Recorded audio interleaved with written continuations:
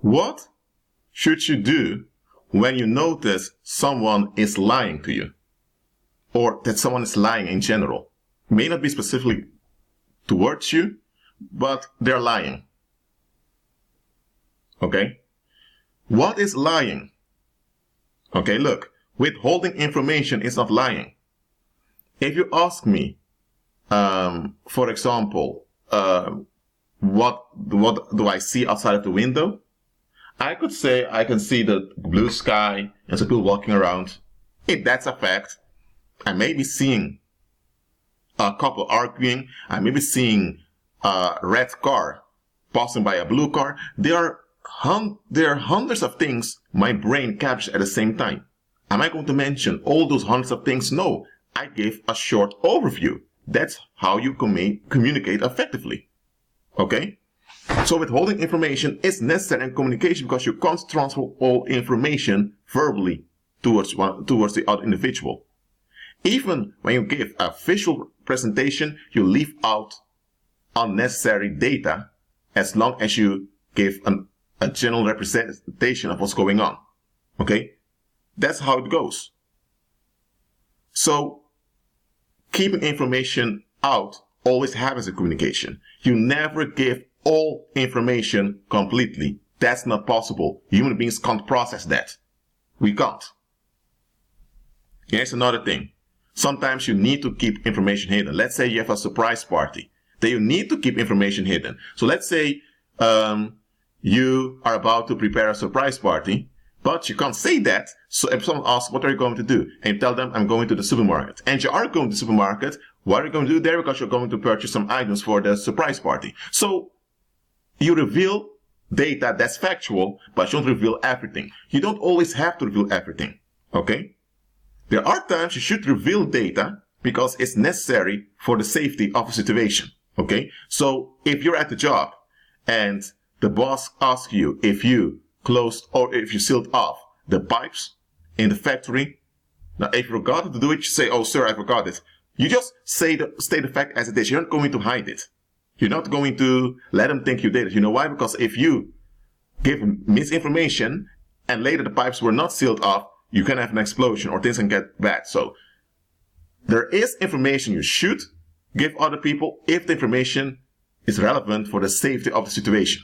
Okay? But if there is a police investigation, for example, and they don't want the suspects to realize that the police is on them, then the police will not reveal information. They may even give misinformation on purpose just to distract the wrong crowd from receiving information. When Christ taught during his ministry, he used parables. And he said he spoke into parables to conceal information from those that would otherwise misuse it.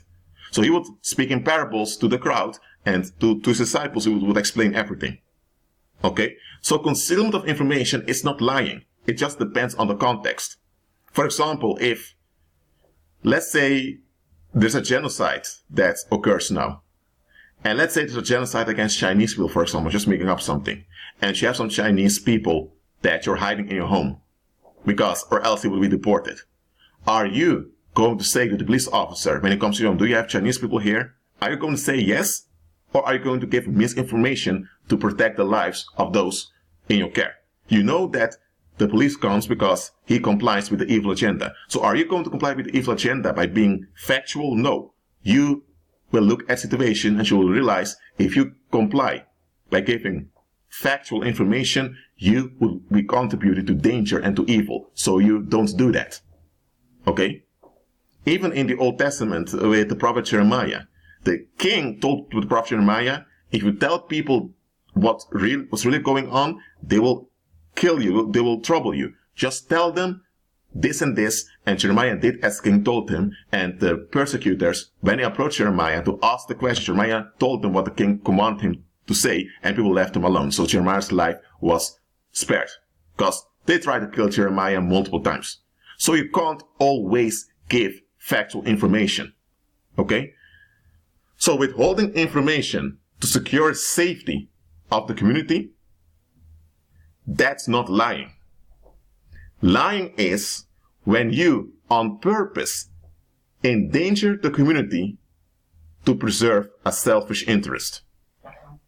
Okay, let me explain like this. When you have a scammer, and this guy, it can be a woman also, let me use a female example. You have this scammer, a female scammer, and she wants to live a luxe lifestyle. She wants to go on holiday to Ibiza, to Fiji. She wants all that expensive lifestyle, but she doesn't have the money. And she knows very well that based on her position in society, she would never be able to finance all that she wants. So she scams others into thinking she's this wealthy businesswoman, and she uses her sexuality to lure wealthy men into investing in a fake project of hers. And then she takes away money from those men, thinking that those people think there's a project going on. Well, there isn't any. But here's the thing. That project was broadcasted on social media, and for the new company, people began to apply for a job. Now there's danger, because those people applying for a job, they're hoping that they may get a job there, but the job will never come because the company doesn't exist. So those people may lose time that they could spend into applying for other jobs. And let's say that the female scammer rents, not really rent building, she goes to a bonded building. She spends like 2,000 euros to just paint it and all of it. And she pretends that that's the office of the new company. And let's say she hires those people. And those people work, at the end of the month, they receive no wage. Now, some of them may end up homeless because they can't pay rent, or other troubles are happening. So she endangered the community. She endangered families. Why? Because she wanted to preserve that relief of spending time in luxury hotels. So she is seeking relief from the routine she was in. So to preserve that relief and to sponsor that relief, she misused information just to trick people into complying with her wishes, which she couldn't account for. That is lying. Okay? Or let's say that, let me use a very good example, Satan. He wants to be as God. He wants to be a God himself. But he can't be God because he is a creature. Only God can be God. So now you have this angelic being that wants something he can't account for. But he can only be a fake version of the thing he wants to be. So now he needs validation from others to acknowledge him as a God. Okay? So now he will misuse information to turn people against the God, so that he, a God, a fake God, will receive worship. That's lying. That's why Satan is called the father of lies. So lying isn't you telling things that aren't true. Okay? Lying isn't just withholding information. Lying can also be that you use information out of the right context to trick people into direction that's not going to be good for them, but that will protect you from being discovered. For example, you can have a female that claims to have an abusive boyfriend, and she wants to be free from the guy. And she makes up all these stories about how the boyfriend was choking her and all of that. And people are upset. People now want to take action. She even files police reports against the guy. But then you find out that she's not even with the guy. The guy is just a college friend that she contacts often. And to that college friend, she's talking about another guy that's abusing her, but that guy doesn't even exist. Okay, what's going on? She has a drug addiction, and by playing the victim, she's now putting negative attention on other people. So now she's endangering those people whom she's deceiving. Why? Because those people are now upset and they develop anger and bitterness against someone else who didn't do anything. So now she tracked those people in a state of anxiety. So that's causing harm. And she made someone else a target. So she caused harm to the community. She endangers the safety of the community just to cover up her defect that she doesn't want to face. So she wants relief from having to face a drug addiction. So she misused information, and she even made up stuff just to maintain that relief. So lying is relief seeking. That's what lying is. Okay? Now look, when someone is lying to you, so when they willingly are causing harm to the community just to preserve a selfish interest, when they're doing that, you can feel it in your radar. Because when people are lying, they are emitting this filthy energy out of the energy field. Even if they manage to control their body language and control the words they speak, even if they come with a consistent story that's convincing and they control their body language, they can't fake the energetic emissions. Okay? They can't do that. So if someone is lying and there's an evil spirit there, the evil spirit will see immediately that the individual is lying based on the emissions that come from their energy fields. We human beings, we don't see the energy field. Demons do. Okay? So demons know when someone is lying without doing an examination. Okay? But human beings, we don't see the energy field, but we sense it. Okay? So when someone is lying to you, you will sense it in your radar. You will not know what they're lying about and why they are lying, but you know that they are lying. For example, it can be that someone calls you asking questions about walking by faith. You think they're interested in the Lord, so of course I'm going to answer them according to my best knowledge. But then you realize that the individual keeps asking similar questions. And then you think, well, I already answered that question. But then you go on social media and you find out that this individual is part of some cult. And then you realize, aha, so you're part of a cult. You want validation of belonging to the cult. So now you are looking for a fight with people who don't approve of the cult. You're looking for something that's wrong with people outside of the cult so that you can point out to their faults so that attention is taken away from you. Because you've made up your mind, you want to be part of that cult and you don't want to be challenged.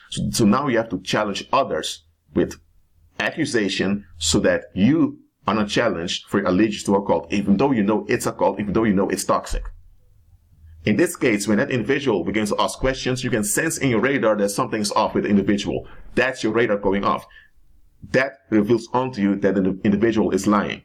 Now, even if someone is not lying to you and your radar goes off, that means that there's something behind the individual using the individual to scam you. It can be that there is this familiar spirit that pushed someone into your life just to trap you. Now, the individual speaking to you is not lying. Okay? But evil spirit is a lying spirit also, and it's a lying spirit that's using that host to deceive you. So then your radar will go off, but it's not because the individual is lying, but it's because who is behind the individual that's lying to you. So you have lying spirits that use people to lie to you. So the human beings are not lying to you because they're being used by evil spirits, so they don't know any better, but it's a lying spirit using them to lie to you. So when your radar goes off with someone, it's either because they're lying to you, or whatever is behind them, it's using them to lie to you. Okay? So what do you do when your radar goes off?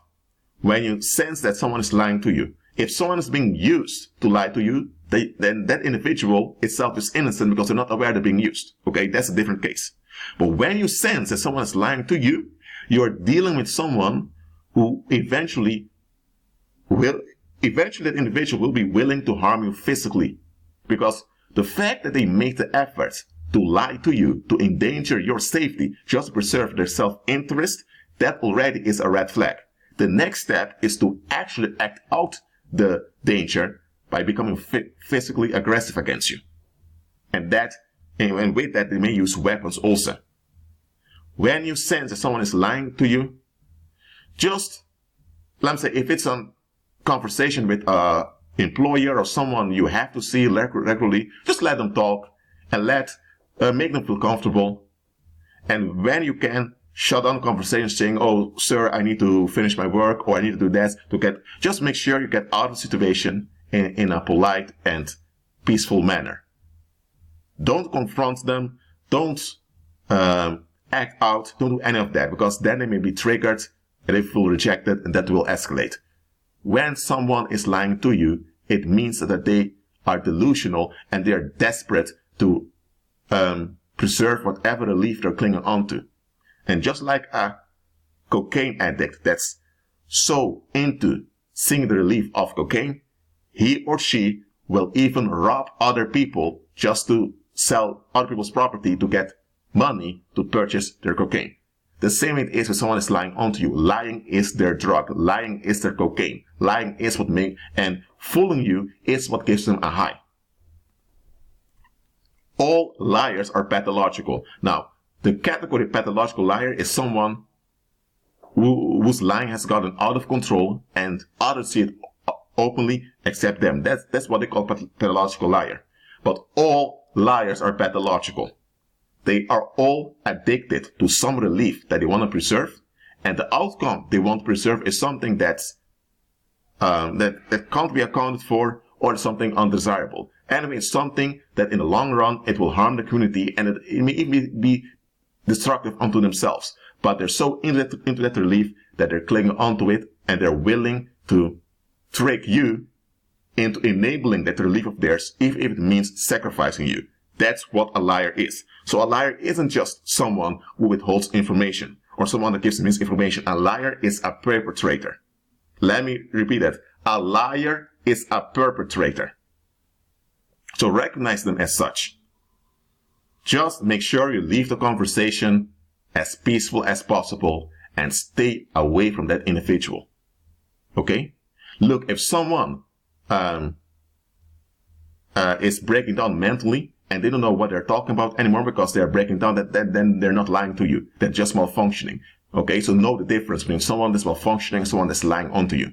Look, if someone has been misinformed and they are sharing this misinformation to you, they're not lying onto you. They just don't know any better, okay? So see the difference also. You have people who don't know that they've been deceived. So they're not lying. They're just act out the defect they've been programmed in. Then you have people who are falling apart.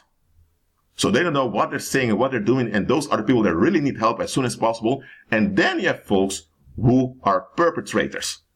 A liar is a perpetrator. Okay? That's why Christ doesn't want us to associate ourselves with liars. Okay? Lying can also be that someone persists in denial because they don't want to face something. And here's the thing, someone that persists in denial because they don't want to face something that they ought to face, eventually they'll be lying. In the beginning, if something's quite shocking, for example, you find out that your father is not your biological dad, you find out you were adopted, or you find out that someone, let's say that your fiance cheated on you and is now married to someone else without telling you. When something shocking happens, it takes time to digest and process it. So, on a short term, people may deny it because that's part of the the processing, that you deny it and eventually denial will lead to acceptance. But when people are stuck in the denial, it's either because they're malfunctioning and they need psychological help as soon as possible, or they've turned into perpetrators. People that cling on to denial, no matter what, they become perpetrators. Because that denial is dangerous, so they will enable danger. And once they see the danger unfolding, they will also deny that it's them that caused the danger because they don't want to face themselves. So then they will put others in a negative daylight to escape being challenged. Because they know when they're challenged and it's proven that they are guilty by causing this harm or by enabling harm, they may be in bigger trouble. So they just want an easy escape at the expense of others. That's what a liar is. So when you notice someone is lying to you, again, leave the situation in a peaceful manner and don't engage with the individual anymore. Don't. Simply don't do it. Agree with Christ.